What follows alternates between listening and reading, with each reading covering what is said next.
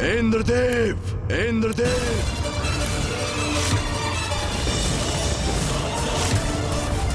इंद्रदेव, अभी यहां लौटिए, इसी क्षण।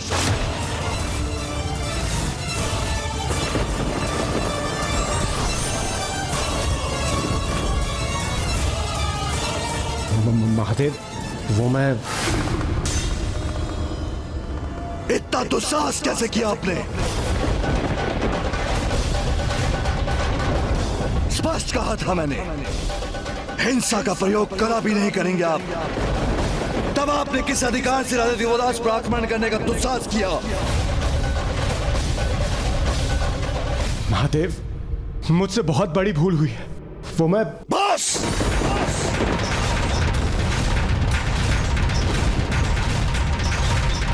अब आपके मुख से और कुछ नहीं सुनना चाहता हूं मैं।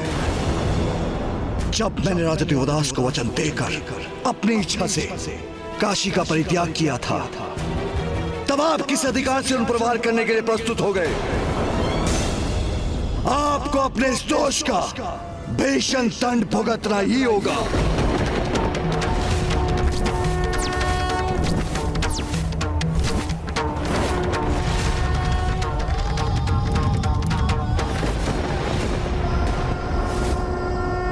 पिताश्री का तीसरा नेत्र खुल रहा है। यदि उन्होंने अपनी क्रोधाग्नि को इंद्रदेव पर केंद्रित कर दिया तो अनर्थ हो जाएगा।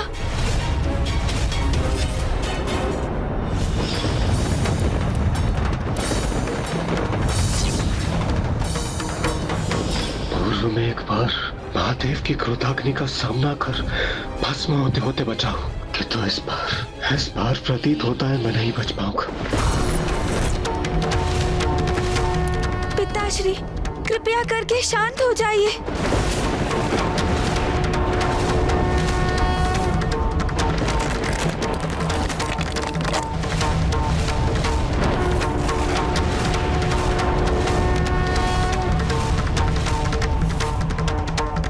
शांत नहीं हो रहे हैं पिताश्री। उनका क्रोध तो और भी बढ़ता जा रहा है। मामा जी, फूफा जी, आप ही पिताश्री की क्रोधाग्नि को शांत करने में सहायता करें।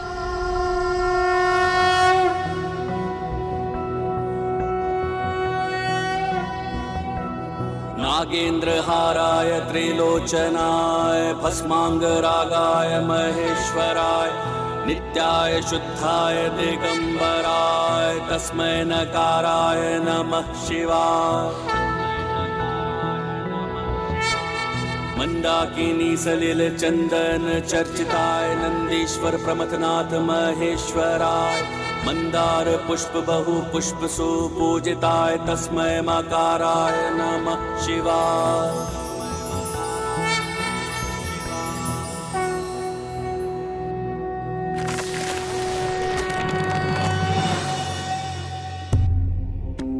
इंद्रदेव, मैंने अपनी क्रोधाग्नि को रोका अवश्य है, किंतु मेरा क्रोध शांत नहीं हुआ। आपने जो किया वह अक्षम्य था, सर्वथा अनुचित था। महादेव, मैं आपसे क्षमा की भीख मांगता हूं। भूलवश मुझसे बहुत बड़ा अपराध हो गया। मैं स्वयं पर से कैसे नियंत्रण खो बैठा, ये स्वयं मुझे ही ज्ञात नहीं। मुझे ज्ञात है।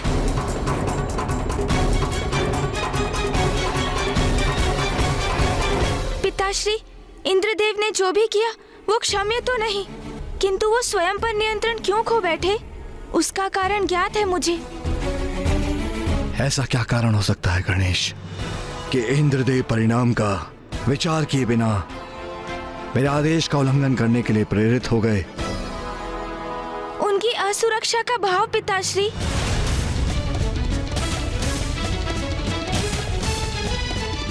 असुरक्षा? अब किस असुरक्षा की आशंका है इन्हें? पिताश्री, आपके काशी में उपस्थित ना होने के कारण किसी भी काशीवासी को मुक्ति की प्राप्ति नहीं हो रही है, किंतु राजा दिवोदास के राज्य में सभी काशीवासी धर्मपरायणता के साथ सर्वथा शुद्ध जीवन व्यतीत कर रहे हैं। इस कारण उन सभी के पुण्यों में वृद्धि हो रही है और उनके पुण्य एकत्रित हो रहे हैं पिताश्री। और ये भी तो सर्वज्ञात है कि पुण्य करने वाले तो स्वर्ग के अधिकारी होते हैं और जो अधिक और महान पुण्य करते हैं उनका अधिकार तो भावी इंद्र बनने का होता है। सभी काशीवासी मुक्ति की प्रतीक्षा में है पिताश्री। उनके इतने पुण्य संग्रहित हो चुके हैं कि वो स्वयं स्वर्ग पहुंचकर बिना किसी अवरोध के इंद्र होने का अधिकार प्राप्त कर सकते हैं।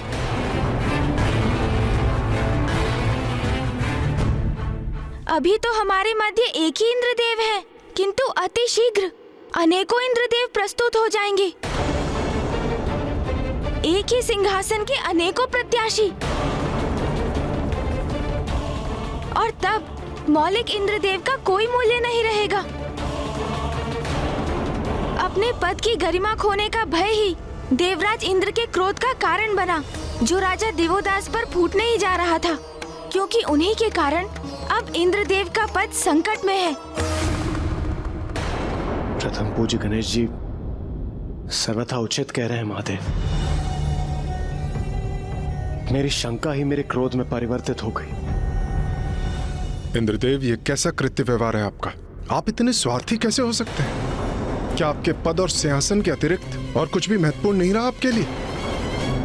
ऋषि जगेश्वर की स्थिति प्रति क्षण गंभीर होती जा रही है इंद्रदेव।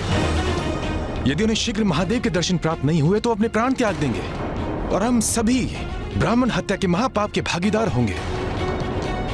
हम सभी यहाँ पर एकत्रित हुए ताकि हम किसी प्रकार महादेव को पुनः काशी ले जाएं। और आपको केवल अपने पद की चिंता है।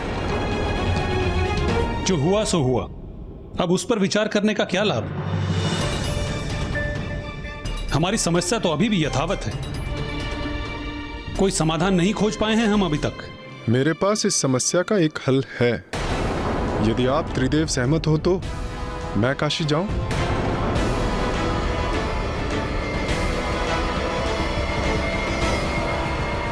नहीं, नहीं।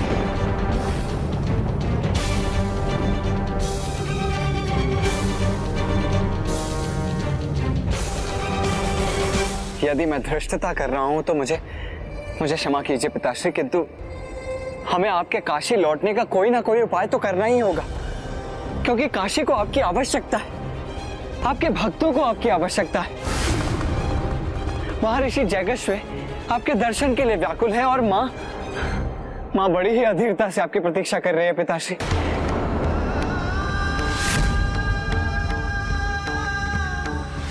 मैं भी तुमसे भेंट करने के लिए अति व्याकुल हूं मां। यदि धर्म और कर्तव्य से ना बंधा होता तो इसी क्षण तुम्हारे पास लौटा था।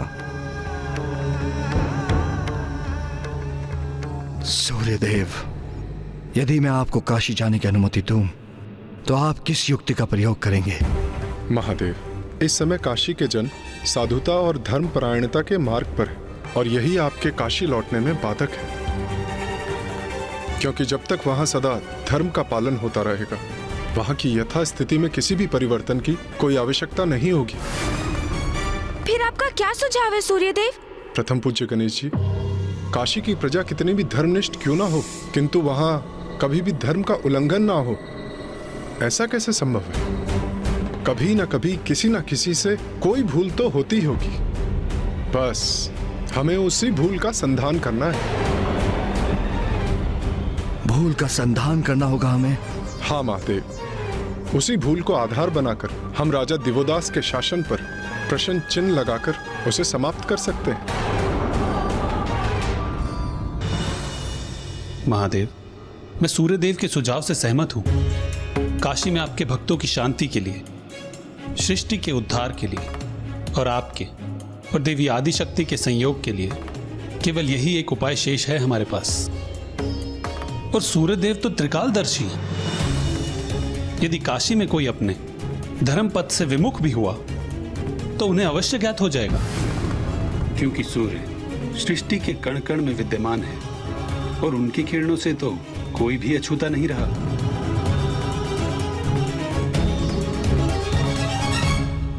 उचित है,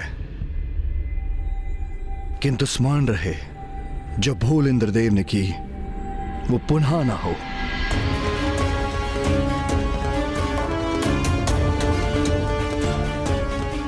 महादेव, मुझ पर विश्वास कीजिए। मैं स्वयं परम ब्रह्म स्वरूप हूं, इसीलिए मुझसे कोई त्रुटि नहीं होगी।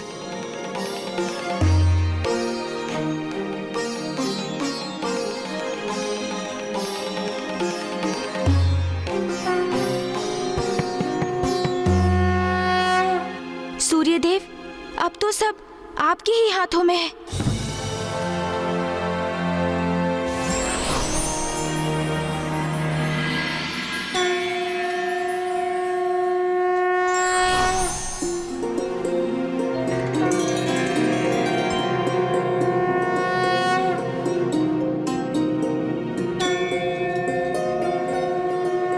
प्रणाम माता।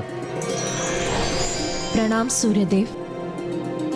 आप यहाँ मेरे स्वामी किस अवस्था में? महादेव भी आपके वियोग में व्याकुल है माता, किंतु हम सभी देवता अथक प्रयास कर रहे हैं कि राजा दिवोदास स्थिति की गंभीरता को समझे। मैं उसी प्रयोजन से यहाँ आया हूँ। हाँ सूर्यदेव, स्वामी के भक्तों को यहाँ काशी में उनकी आवश्यकता है।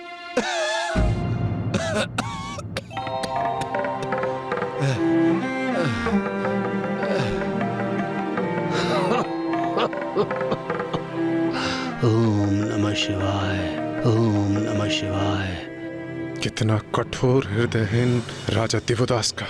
ओम नमः शिवाय। जो प्रभु के भक्त को उनके दर्शन से वंचित रखे, वो राजा धर्मनिष्ठ कैसे हो सकता है?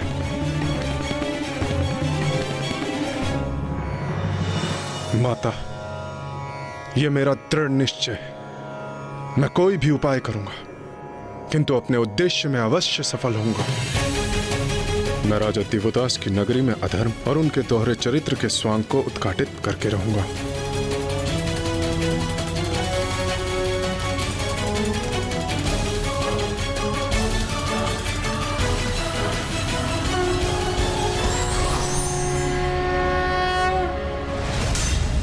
नहीं, कहीं सूर्यदेव भी क्रोधावेश में अपना नियंत्रण ना खो बैठे।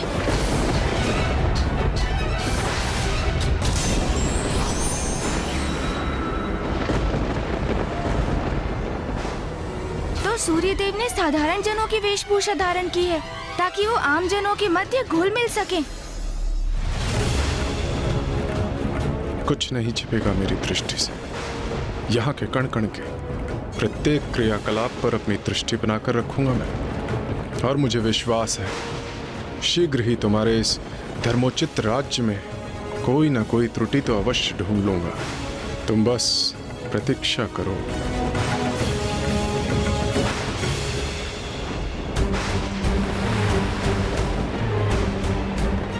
नाथ, मुझे कुछ अप्रिय होने का आभास हो रहा है, जैसे कोई आपके साथ अनिष्ट करने का प्रयास कर रहा हो।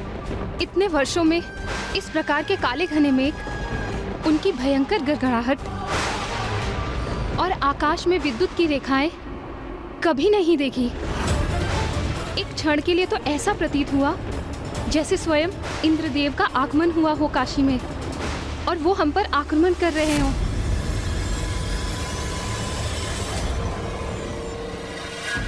आप चिंता क्यों करती हैं देवी सरला? देखिए, काशी नगरी को ध्यान से देखिए। स्मरण रहे, यहाँ धर्म की सत्ता है। काशी का प्रत्येक नागरिक धर्म का अनुसरण करता है और यही काशी की समृद्धि का कारण भी है। यहाँ का एक भी ब्राह्मण ऐसा नहीं है जिन्होंने वेदों का अध्ययन न किया हो।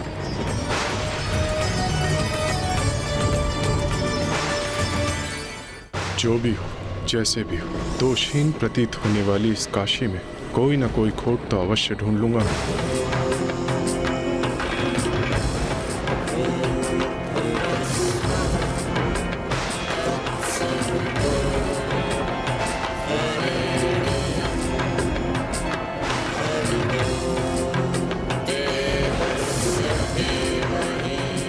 यहाँ तो इनके द्वारा वेदों के उच्चारण ने इस स्थान को पवित्र कर रखा है।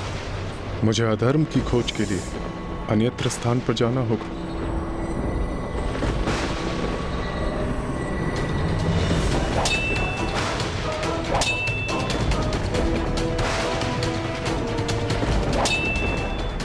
ये तो दो खड़कों के आपस में टकराने की ध्वनि है। अवश्य कोई युद्ध कर रहा है काशी में।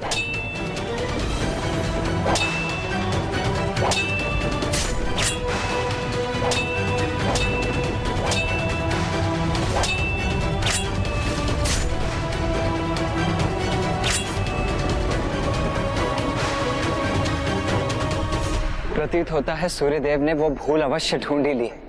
नगर के मध्य में युद्धरत हो कोई तो अवश्य अपने धर्म पथ से विमुख हो रहा है, अर्थात राजा दिवोदास के राज्य में धर्म की सत्ता और सुव्यवस्था कहीं तो अवश्य भंग हो रही है।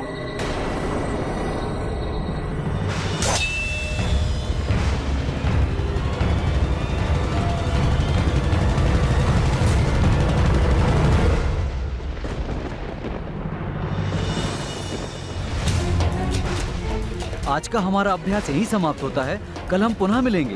अरे ये दोनों योद्धा तो मात्र युद्ध कौशल का अभ्यास कर रहे थे, अर्थात यहाँ कोई अधर्म नहीं हो रहा था।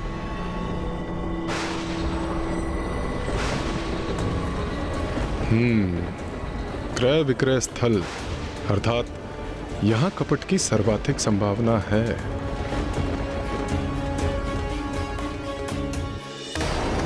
सूर्यदेव तो अब काशी की हाट की ओर जा रहे हैं, परंतु क्यों? क्या है उनकी अगली योजना?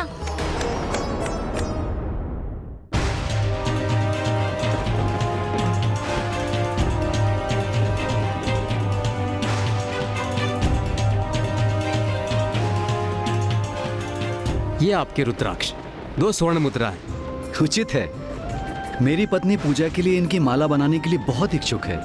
मैं अन्य सभी कार्य समाप्त कर आता हूँ, फिर इन रुद्राक्ष मनकाओं को मैं ले जाऊंगा, तभी मैं इनका भुगतान भी कर दूंगा। जी, जैसा आप चाहें। जी धन्यवाद।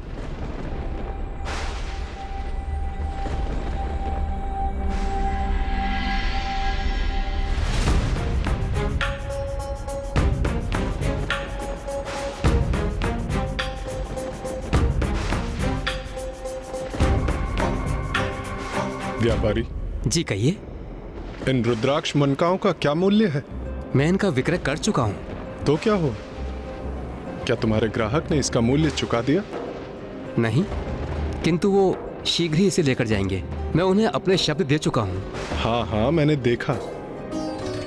2 स्वर्ण मुद्राएं नियत की है ना तुमने? मैं तुम्हें 5 स्वर्ण मुद्राएं दूंगा और मूल्य भी अभी चुकाऊंगा।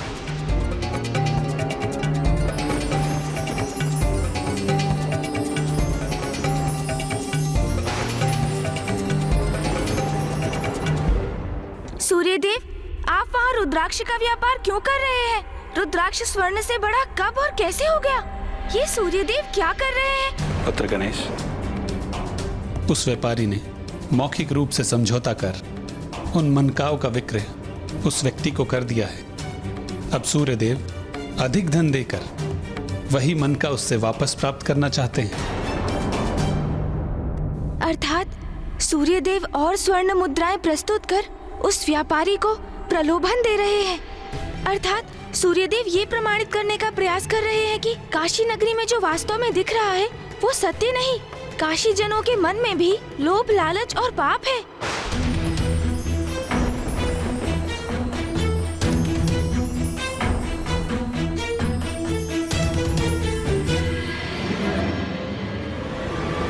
मुझे क्षमा करें, मैं इनका विक्रय आपको नहीं कर सकता। यदि मैं आपसे मनकाओं के मूल्य से अधिक स्वर्ण मुद्रा लेता हूं तो आपको छलूंगा, और यदि उस ग्राहक को दिए हुए शब्दों का मैंने मान नहीं रखा तो उसके साथ भी छल करूंगा। यहां महाराज दिवोदास के राज्य में कोई छलावा नहीं करते।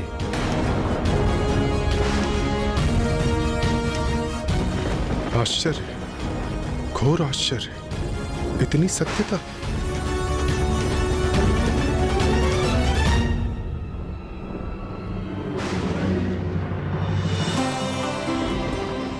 मेरे राज्य में कोई भी वैश्य, कोई भी व्यापारी ऐसा नहीं है जो अपने आर्थिक लाभ के लिए ग्राहकों को छलता हो।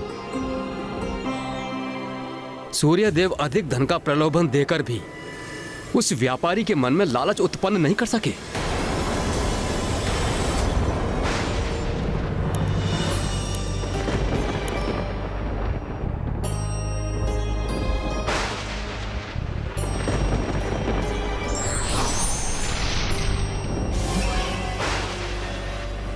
ब्राह्मण देव,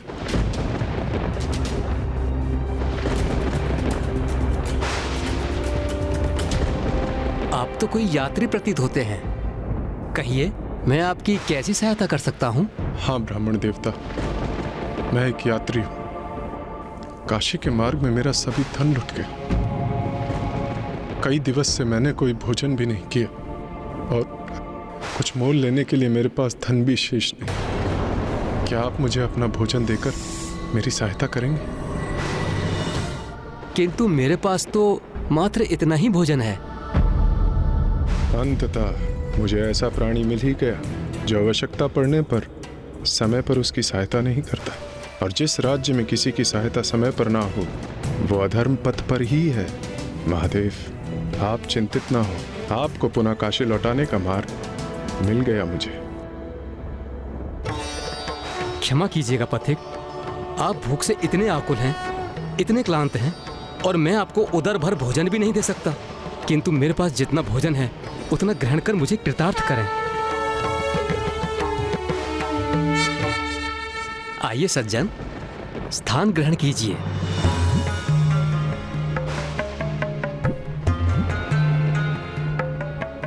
आपके साथ तो बहुत बुरा हुआ है।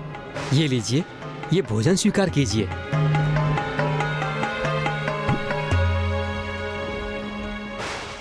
किंतु ब्राह्मण देवता, ये भोजन तो आपका है और इसकी मात्रा भी बहुत कम है।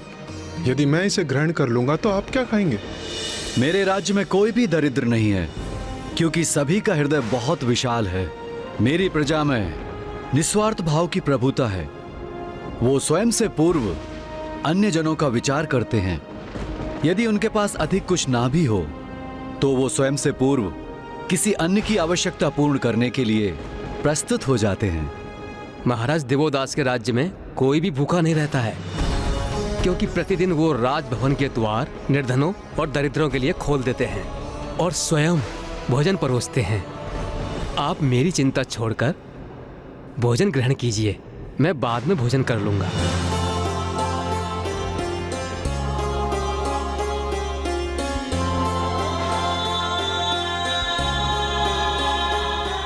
कितना निस्वार्थ भाव है इस नगर के वासियों में। धन्य है काशी नगरी। लीजिए, अब सूर्यदेव स्वयं भोजन भी करने लग गए। आप जाकर महाराज दिवोदास से सहायता की याचना क्यों नहीं करते? मुझे विश्वास है वो आपकी सहायता अवश्य करेंगे। नहीं नहीं ब्राह्मण देवता, मैं तो एक गरीब यात्री हूँ और वो महाराज, भला वो मेरी सहायता क्यों करेंगे? क्योंकि यही तो स्वभाव है हमारे महाराज का। वो प्रजा की सेवा के लिए सदैव तत्पर रहते हैं। और आप काशी प्रवेश कर चुके हैं तो आप भी उनकी प्रजा में सम्मिलित हो चुके हैं। मैं इन राजा दिवोदास का बहुत गुणगान सुन चुका हूं। आप लोग सभी उन्हें इतना महान क्यों मानते हैं? सज्जन, जिन्होंने धर्म पूर्वक राज कर काशी को उन्नति प्रदान की है, जिनकी सेवा के लिए दानव मानव का रूप धारण कर प्रस्तुत होते हैं, जो अपनी राजसभा के समस्त विद्वानों से अधिक विद्वान, जो समस्त शास्त्रों का ज्ञान रखते हैं, जिनके राज्य में सभी सुखी हैं, संतुष्ट हैं, सुरक्षित हैं और कोई अनुचित आचरण नहीं करता है, जो स्वयं सभी के लिए सदाचार का उदाहरण प्रस्तुत करते हैं और जिनका अनुकरण कर उनकी समस्त प्रजा भी उन्हीं के समान उत्तम विचार धारण करती है। पारखी नेत्र भी बहुत ढूंढने पर जिनमें कोई दोष नहीं ढूंढ सकते। ऐसे हैं हमारे महान महाराज दिवोदास।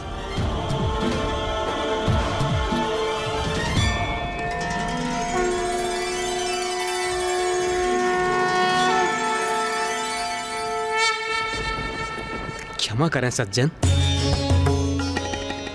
पूजा का समय हो गया है। आप कुछ समय इस वृक्ष की छांव में विश्राम करें। मैं पूजा संपन्न कर लौटता हूँ, फिर आपको अपने महाराज दिवोदास के निकट ले चलूंगा।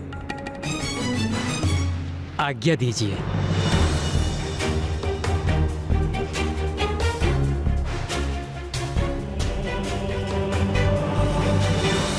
देवी सरला, जब तक मैं और मेरी प्रजा धर्मोचित आचरण करते रहेंगे, हमें कोई तनिक भी क्षति नहीं पहुंचा सकता।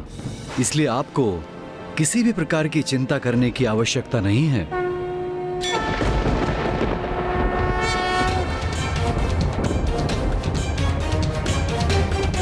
राजा दिवोदास, मैं तो मात्र आप में एक त्रुटि ढूंढने आया था, किंतु अब आपने मेरे समक्ष कोई अन्य विकल्प शेष नहीं छोड़ा है।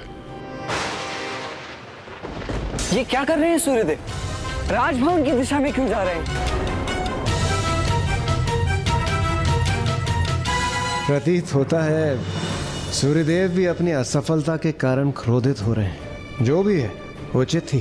कदाचित मैं ऐसा एकमात्र देवता नहीं रहूंगा जिसने आवेश में आकर देवदास पर आक्रमण किया।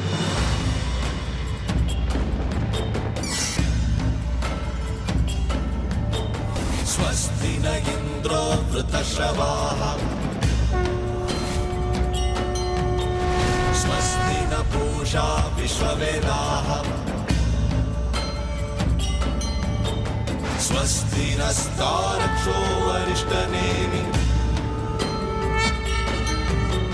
स्वस्ति नो बृहस्पतिर्दधातु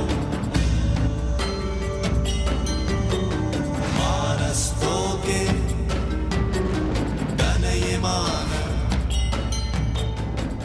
त्रुटि और अधर्म की खोज में आया था मैं राजा दिवोदास की नगरी काशी में, किंतु यहाँ तो कोई भी अपने धर्म पथ और कर्तव्य से डिगने को तत्पर ही नहीं, अर्थात मैं अपने कार्य में असफल रहा।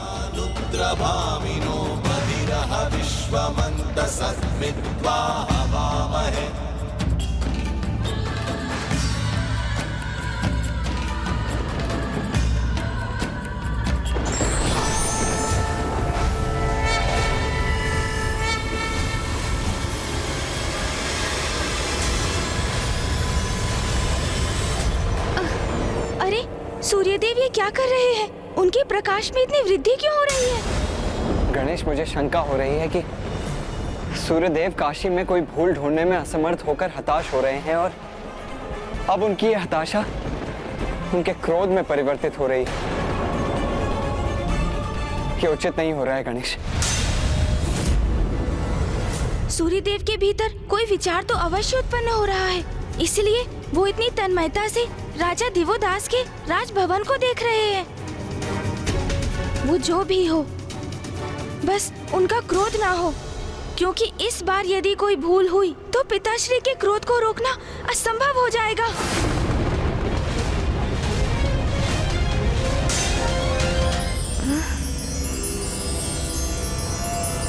इतना प्रचंड प्रकाश!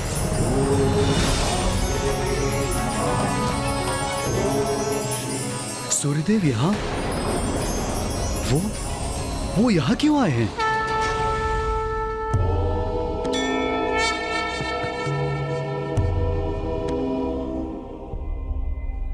महादेव, मैं स्वयं को रोकने में असमर्थ हूँ, इसलिए अब जो मैं करने जा रहा हूँ उसके लिए मुझे क्षमा कीजिए।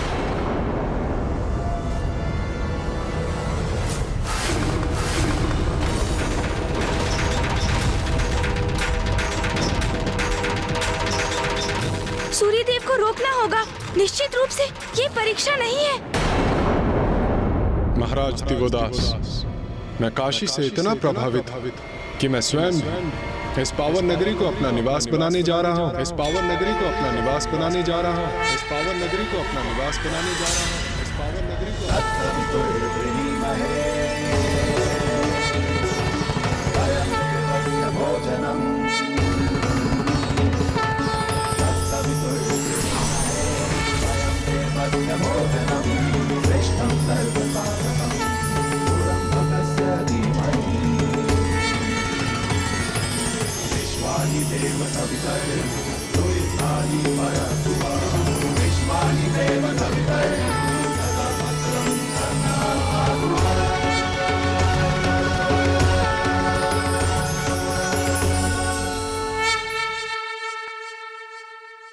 ये क्या किया सूर्यदेव ने? वो तो काशी गए हुए थे राजा दिवोदास के राज्य में कोई भूल को ढूंढने के लिए, किंतु वो तो स्वयं काशी में ही वास करने के लिए तत्पर हो गए। ऐसा क्यों किया उन्होंने? राजा दिवोदास के कारण। राजा दिवोदास के कारण।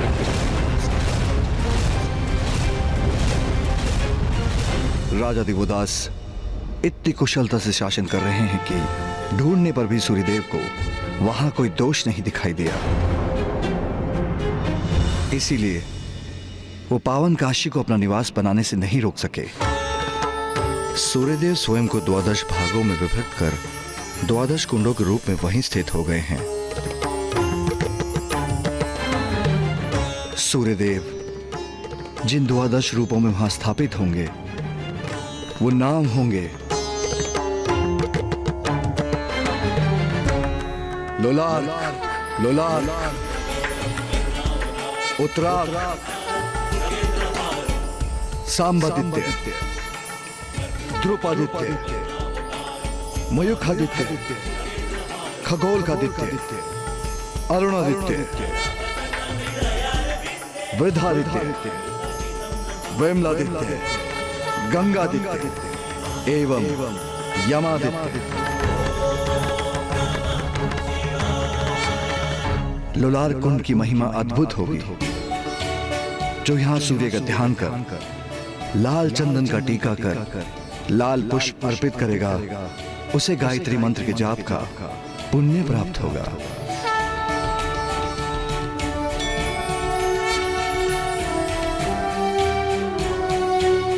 सूर्यदेव, काशी में अपना कुंड स्थापित कर और सदा उपस्थित रहने की इस कृपा के लिए आपका कोटि कोटि धन्यवाद। प्रणाम सूर्यदेव। सूर्यदेव स्वयं परम ब्रह्म स्वरूप हैं, इसलिए काशी में उनका शुभ प्रभाव तो होना अनिवार्य ही था। और उन्हीं की कृपा से काशी में 12 कुंड भी स्थापित हुए हैं।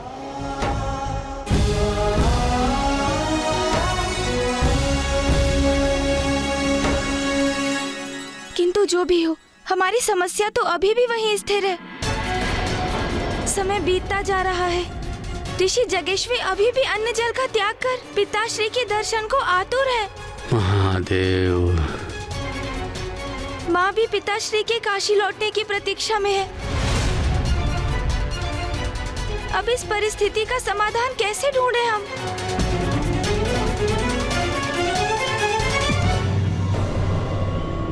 अब हम सभी देवता विवश हैं निराश होने के लिए। ऐसा मत कहिए इंद्रदेव, इस कठिनाई से बाहर निकलने का कोई तो मार्ग अवश्य होगा। जब तक मार्ग प्राप्त होगा हम सभी स्वर्ग से निष्कासित हो चुके होंगे। स्वर्ग से हमारा निष्कासन? ये आप क्या कह रहे हैं इंद्रदेव? आप सभी इस भ्रम में मत रहिए कि केवल मेरा ही पद संकट में है।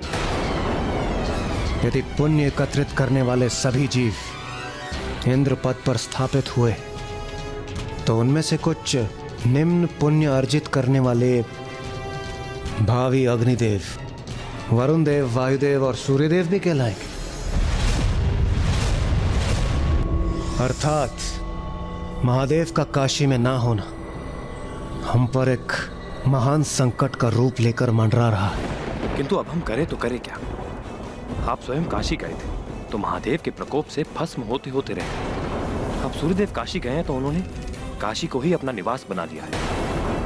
अर्थात अब हमें और कोई उपाय शेष दिखाई नहीं दे रहा है। एक उपाय अभी भी शेष है।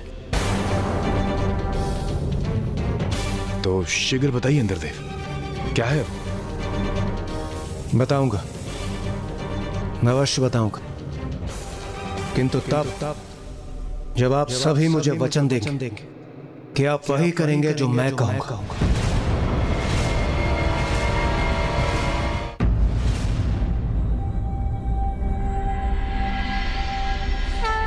योगिनी माताएं, हमें दर्शन दीजिए।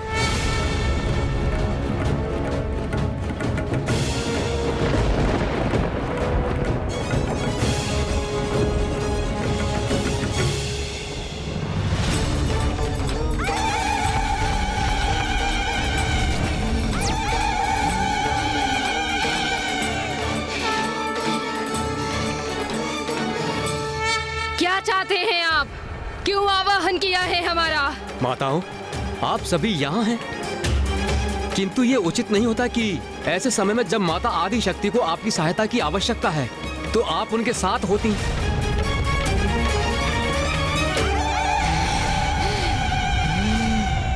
माता आदि शक्ति को हमारी आवश्यकता है?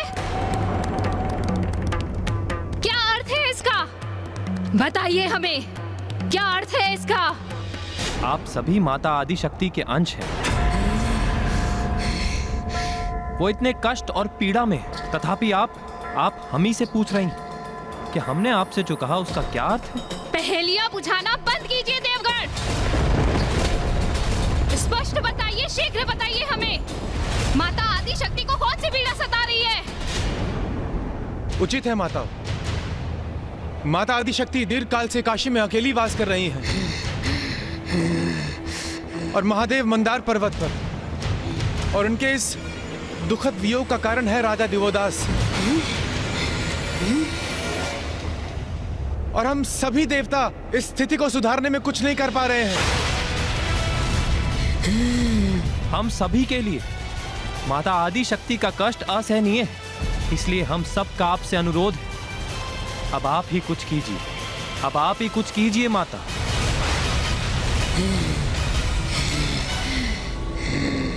महाराज देवोदास, उनका साहस कैसे हुआ माँ आदि शक्ति और महादेव के बीच दूरी उत्पन्न करने का? हम अभी जाकर उस राजा देवोदास को उसकी उत्कंठता के लिए भीषण दंड देंगे।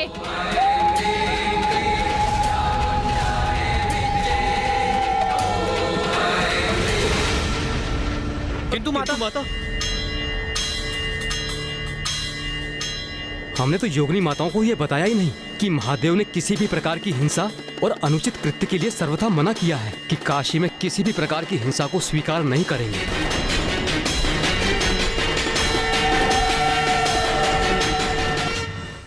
योगिनी माताएं तो काशी की ओर अग्रसर हो रही हैं, जो सर्वथा अनुचित है। वो काशी की ओर अवश्य जाएंगी और वहाँ जाकर सब तहस नहस कर देंगी। योगिनी माताएं तो प्रचंड आवेश में है, वो काशी की ओर बढ़ी ही जा रही है। किंतु ये कैसे हुआ?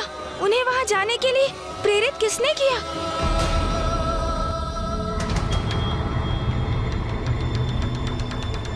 प्रथम पूज्य गणेश जी, कुमार कार्तिकेय, अनर्थ, घोर अनर्थ हो गया। अग्निदेव, वरुण देव, वायुदेव, अभी तो यही थे ना आप? फिर कहाँ जाकर लौट रहे हैं आप?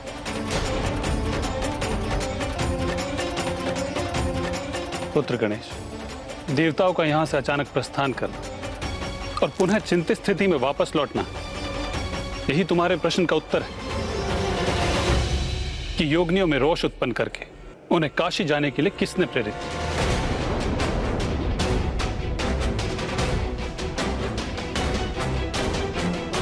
तो क्या देवगण ही? हाँ पुत्र गणेश,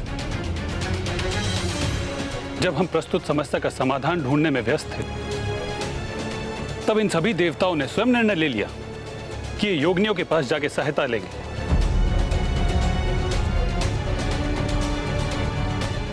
क्यों देवराजेंद्र, सत्य कहा ना मैंने? आपने ही भ्रमित किया है ना देवगणों को, योगिनियों के पास जाकर उन्हें राजा दिवोदास के विरुद्ध उकसाने के लिए।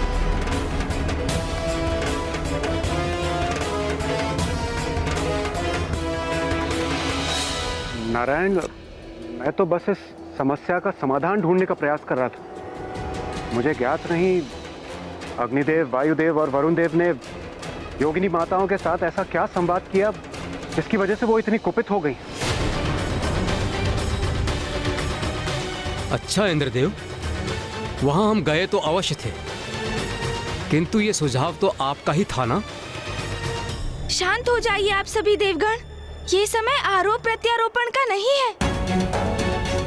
क्या ये संभव कि योगिनी माताएं राजा दिवोदास को समझाने में सफल हो जाएं?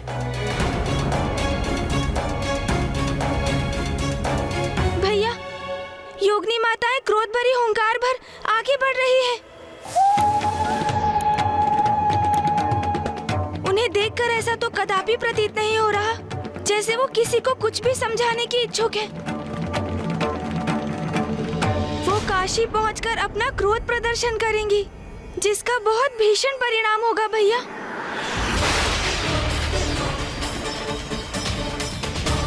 देवगण, आपने योगिनी माताओं को पिताश्री के आदेश की सूचना तो दी थी ना कि काशी में किसी भी प्रकार की कोई हिंसा नहीं होनी चाहिए। राजा दिवोदास को बलपूर्वक कोई विवश नहीं करेगा, उस पे किसी प्रकार की हिंसा का प्रयोग नहीं करेगा।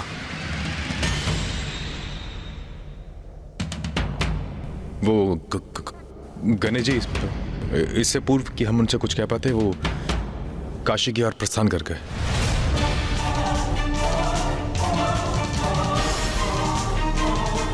इंद्रदेव, ये कैसा अनर्थ कर दिया आपने? अब कौन रोकेगा योगिनी माताओं को?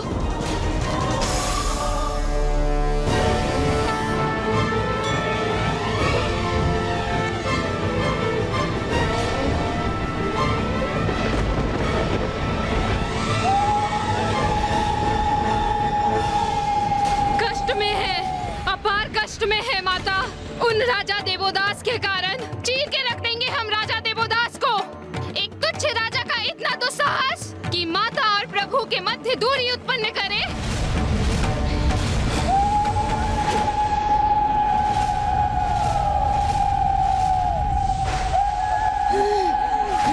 राजा देवोदास, अपने अंत के लिए तत्पर हो जाओ।